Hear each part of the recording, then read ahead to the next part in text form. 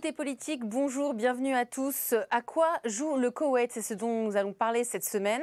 Les Américains sont inquiets après la nomination comme ministre de la Justice d'un homme considéré comme l'un des principaux financiers d'Al-Qaïda en Syrie. Bonjour Christian Mallard. Bonjour. Le Koweït, censé être un allié américain, ça fait tâche là. Oui, et puis en plus ça devient l'épicentre des levées de fonds pour financer les islamistes liés à Al-Qaïda en Syrie.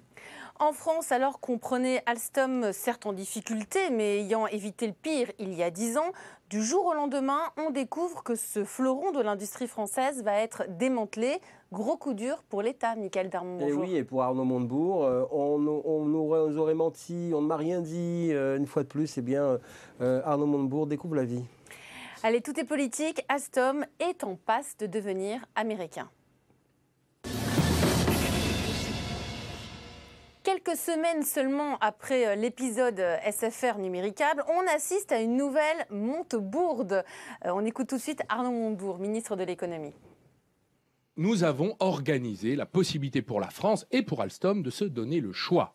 Le choix, c'est que nous n'ayons pas qu'une solution, mais plusieurs, et que ces solutions acceptent de prendre en compte les intérêts nationaux industriels du pays. Bon, là, une fois de plus, Michaël, Arnaud Montebourg intervient directement dans une affaire d'une entreprise privée. Donc le dénominateur de SFR numérique, de l'affaire SFR numéricable et là l'affaire Alstom, c'est Bouygues. Oui, en fait, en réalité, Arnaud Montebourg, là, dans ce qu'on vient d'écouter, explique dans le sous-texte qu'il n'était au courant de rien. Et ce qu'il dit, en réalité, c'est toute la démonstration de son impuissance politique. Pourquoi ? Donc ils se sont trahis. Parce que, oui, énorme colère d'Arnaud Montebourg lorsqu'il découvre, prévenu par General Electric, que Alstom est en train donc de passer sous pavillon américain. Bouygues contient 29%. Bien sûr, alors que Bouygues est d'Alstom. l'actionnaire principal. Il n'a rien dit, l'entreprise Bouygues n'a rien dit à Arnaud Montebourg, alors qu'au même moment, Arnaud Montebourg, parce que ça commençait depuis plusieurs mois, pas mercredi dernier, exactement, et au même moment où Arnaud Montebourg, ministre français donc à l'époque de l'industrie, allait sur toutes les tribunes pour défendre Bouygues pour récupérer SFR, Bouygues en cachette négociait pour se séparer donc d'Alstom et le vendre aux Américains, et même, au fond, ne disait pas à Arnaud Montebourg d'où proviendraient les fonds qui serviraient à enchérir l'offre SFR. Tout simplement, des liquidités qui étaient en train d'être dégagées par la vente d'Alstom. Bref, tout simplement, il s'est aperçu qu'il s'est fait pigeonner. Et donc, du coup, énorme colère, bien sûr. Enfin, lui qui a l'habitude de pigeonner les gens aussi. Je ne sais pas s'il a l'habitude de pigeonner les gens, mais en réalité, il est complètement. Il s'aperçoit qu'il est politiquement impuissant. Et donc, du coup, on va réassister à une semaine avec les rodomontades habituels. Mais c'est normal qu'il soit impuissant. Alors, c'est normal. C'est un ministre.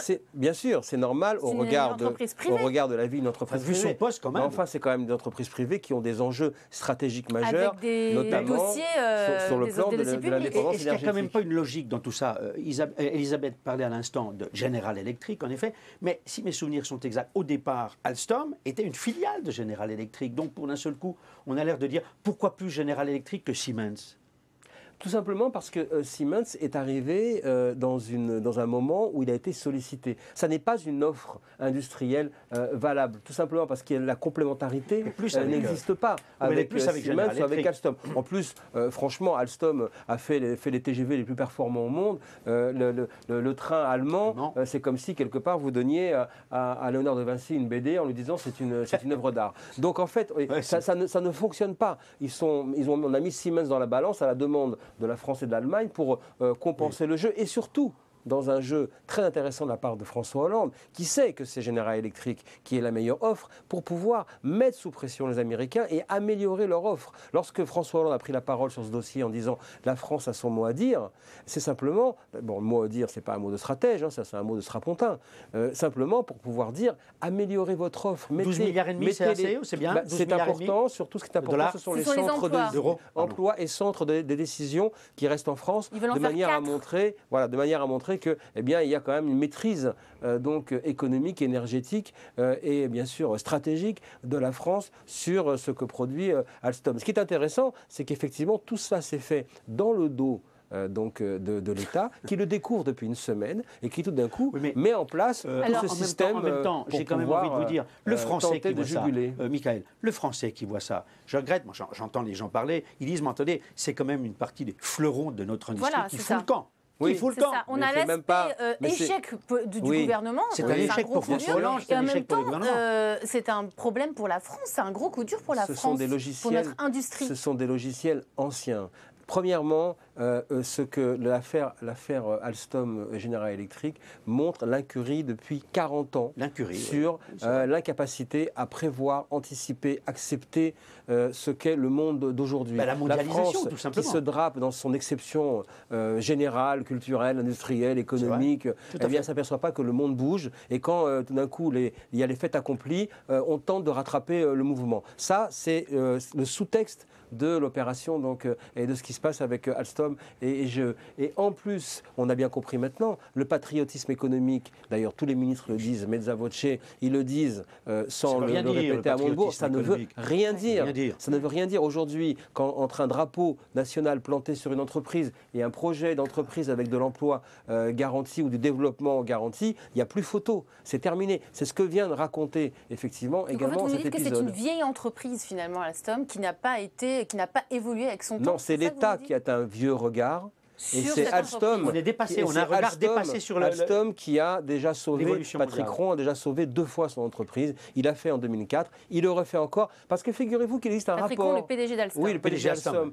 Figurez-vous que dans la grande tradition française, il existe quelque part dans un tiroir un rapport qui explique depuis plusieurs mois que Alstom est dans difficulté, qu'il faut Oui, on le recapitaliser, savait qu'il depuis faut longtemps, bien sûr. réinvestir et se Et mettre rien au n'a été diapason. fait. Et bien évidemment, rien n'a été fait. Qu'est-ce que fait un responsable veut à la sauver tête de sa l'entreprise boîte. qui veut sa boîte? Eh bien, il engage Oui, mais des négociations pour Et- pouvoir et être... Dernière- Alstom, c'est peut-être l'arbre qui cache la forêt. Dernière question, Sûrement. pensez-vous que les 9000 emplois vont être sauvés dans cette À la fois, personne transaction-là ne peut le garantir et en même temps, on ne peut entendre que ce que disent aujourd'hui les actionnaires ou ceux qui veulent Donc, devenir actionnaires, qui garantissent que les emplois seront pérennisés. Attention, il ne faut pas confondre. Bien sûr, il y a la compétition entre la logique politique, le méchant américain qui viendrait prendre, et la logique économique. Mais en même temps, General Electric, ce n'est pas un fonds de pension. C'est un acteur industriel majeur avec des centaines de milliards de chiffres d'affaires. Mais à Belfort, tout le monde préfère General Electric. J'ai Absolument. entendu les ouvriers de Belfort. Et qui, depuis quelques jours, sont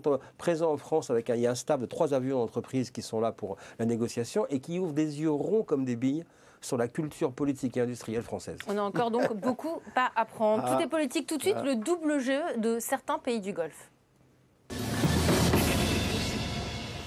Alors avec vous, Christian, on va s'intéresser à une histoire à la fois passionnante Oui. et inquiétante. Le jeu trouble du Qatar et du Koweït, Ah oui. officiellement alliés des États-Unis, et ces deux pays sont les grands argentiers d'Al-Qaïda en Syrie. Qatar, on savait depuis longtemps. Koweït, on ne savait pas C'est trop, nouveau. très peu. Koweït, il faut le rappeler quand même, a été sauvé 2 fois par les Américains. En 91, on l'a sauvé des griffes de Saddam Hussein, qui avait envahi le Koweït, vous vous en souvenez. Et en 2003, l'invasion de l'Irak, l'attaque, la deuxième guerre du Golfe, qui était déclenchée par George W. Bush, a été décléchée depuis le Koweït, avec l'aide des Koweïtis. Donc, vous le disiez à l'instant, un allié fidèle. Et on s'aperçoit à travers le temps que l'État, que l'émir Sabah Ahmed al-Sabah, et les gens qui gouvernent avec lui ferment beaucoup les yeux sur d'abord un certain nombre de très riches Koweïtis, certaines organisations caricatives. Et la nomination Et alors, le ministre ministre des Affaires de- islamiques, Naïef Al-Ajmi, ministre de la Justice aussi. qui est qualifié Finance, par finance. Washington, par la Maison-Blanche, de terroriste financier. C'est la Maison-Blanche qui le qualifie de terroriste financier. Et aujourd'hui, vous avez... Parce qu'il finance Al-Qaïda Il finance, en Syrie. il finance Jabhat al-Nusra. C'est un des groupes islamistes les plus terribles qui sont en Syrie, liés à Al-Qaïda et qui luttent contre Bachar el-Assad. Donc, si vous voulez, il y a un danger pour les Américains de voir que quand même des pays qui leur sont un peu inféodés, comme le Koweït, commencent à jouer la carte Al-Qaïda. Et Naïef Al-Ajmi fait partie de ceux-là, sans parler aussi, je vous dis, d'un certain nombre de personnes qui gravitent autour de l'émir, qui jouent le même jeu. Donc il y a l'inquiétude. David Cohen, qui est le sous-secrétaire d'État américain en finances, dit, à juste titre, le Koweït est pour lui, même avant le Qatar, devenu l'épicentre des prélèvements, des levées de fonds qui vont alimenter les caisses d'Al-Qaïda ou des alliés d'Al-Qaïda en Syrie. On est encore dans la guerre entre chiites et sunnites. On est encore dans la guerre entre chiites et sunnites, qui n'en finit pas, qui continue, et vous avez raison. Mais je trouve que quand même, ça commence à faire beaucoup. Qatar, Koweït, Et je comprends l'inquiétude de certains pays du Golfe, des voisins, qui se disent, qui se désolidarisent de l'attitude du Koweït et du Qatar. En même temps, ils en ont besoin. Inquiets. Oui, enfin, aujourd'hui, le Gulf Cooperation Council, ce qu'on appelle le GCC, commence à être sérieusement divisé avec ceux qui jouent la carte des terroristes, il faut le dire, en les finançant, Qatar et Koweït, et les autres qui ont peur de l'Iran à côté. Ça devient très inquiétant pour les Américains qui sont quand même omniprésents dans la région. Et ça peut être grave pour nous en termes de conséquences sur la France? Écoutez, parce que le Qatar a quand même une grande place en France. Voilà des pays qui nous financent énormément, qui achètent beaucoup de choses en France, des industries, des jeunes dans les banlieues, ils viennent les voir, on vient un peu les travailler au corps, si je puis dire, pour les faire partir. Moi, je pense qu'il faut se poser un certain nombre de questions. Et je ne donne pas de son. Nicolas Sarkozy a fait des erreurs avec les Qatar et d'autres pays arabes. François Hollande commet les mêmes erreurs. Il faut faire attention, ne pas se laisser aveugler par les pétrodollars et penser que parce qu'on est en crise, on a besoin des pétrodollars de ces pays-là et fermer les yeux sur leurs actes souterrains. On passe tout de suite aux images de la semaine. Mickaël, votre image de la semaine, c'est plutôt la polémique de la semaine. C'est Alexandre Arcadi qui venait présenter son film 24 jours, un film qui retrace le calvaire d'Ilan Halimi en février 2006. Il est invité sur le plateau de Laurent Ruquier, sur France 2, le plateau dont on n'est pas couché, et face à lui, un chroniqueur qui lui dit des choses insensées qui malheureusement ont été coupées au montage. Alors effectivement, c'est un chroniqueur qui ne connaît pas grand-chose, se pense être un intellectuel et en fait est dans la bêtise absolue. Alors, il avait des chiffres à l'appui. Il pense argumenter pendant très longtemps, tout simplement, pour faire vite, on ne va pas réimposer tout ce qu'il a dit. Il justifie le fait qu'il puisse y avoir des comportements tels que le gang des barbares pour pouvoir... Voire même la Fermera. Voire même la Fermera, pour tout simplement lorsqu'on voit effectivement, dit-il, la politique menée par l'armée israélienne dans les territoires face aux Palestiniens. Donc c'est évidemment incomparable, c'est inacceptable, c'est tout simplement une immense bêtise, oui. Mais qu'Alexandre Arcadi a dû subir. Ça a été coupé au montage. Alors voilà, selon vous, Mickaël, oui. Est-ce que la production a bien fait de couper au montage de tels propos? Bien, on va dire que pour pouvoir se sauver dans cette émission, de son point de vue, la production, quelque part, a bien fait de ne pas exposer au grand public l'ignorance des propos qui auraient fait des fausses polémiques, voire qui auraient peut-être pu également récupérer quelques assentiments. Donc de ce point de vue-là, c'est bien fait. Mais il n'empêche que ce qui est plus grave, c'est que tout simplement des propos puissent être tenus, expliqués, très certainement validés en amont, sur moi j'aurais mon mot à dire là-dessus, on va se payer un réalisateur. Bon, ça c'est le jeu de l'émission, mais c'est justement le côté quelque part navrant de cette affaire. Ça a été fait devant un public qui était là, présent, une partie de l'équipe du film, donc évidemment tout le monde est ressorti choqué, tout le monde l'a raconté partout. Sur les réseaux sociaux notamment. On pourrait attendre, tu vois, que Ruquier et sa production puissent effectivement avoir une attitude et une décision par rapport à cela. On ne la voit pas venir. De manière plus générale, je trouve que le film 24 jours, réalisé par Alexandre Arcadi, est un film assez indispensable et intéressant, en ce sens qu'il raconte aussi le nouvel antisémitisme, cette nouvelle de démarche antisémitisme qui est souvent remplacé par antisionisme. Voilà, mais surtout qui réalise la fusion entre une forme de ressentiment social vis-à-vis d'une communauté, en l'occurrence la communauté juive, et tout d'un coup qui se transforme en haine politique. Ça, c'est la nouveauté, quelque part, de cette évolution. À l'époque, Roger Hanin avait fait Un train d'enfer, qui racontait l'antisémitisme, on va dire, plus idéologique, plus d'extrême droite. Là, on sent qu'il n'y a pas de politique. Il y a d'abord un ressentiment social, une jalousie, et ensuite qui se transforme en haine politique et qui a donné lieu à ce calvaire d'Ilan Halimi. Et c'est également un film, au fond, qui n'est pas un film uniquement communautaire, qui n'est pas un film sur le calvaire d'un jeune juif, mais tout simplement sur ce que peut amener la bêtise. Et en 2006. De bêtises graves. Voilà. En 2006. Christian, vous, votre image de la semaine, ce sont les canonisations de Jean XXIII et de Jean-Paul II qui ont eu lieu il y a quelques jours à l'occasion l'occasion du week-end de Pâques. Le pape François donc fait saint de ses prédécesseurs. Pourquoi c'est votre image? Pourquoi c'est votre choix? Parce que je trouve que le pape François est un pape formidable. Je rappelle qu'il a accordé sa première interview à i24 News.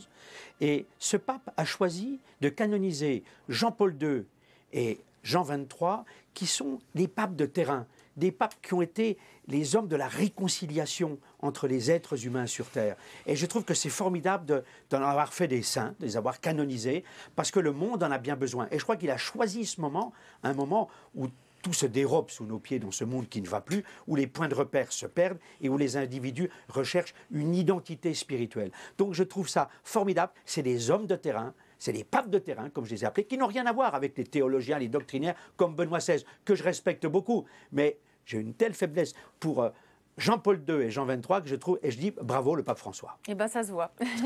Merci messieurs, merci Christian, merci Mickaël. À la semaine prochaine dans un nouveau numéro de Tout est politique. Belle semaine à vous.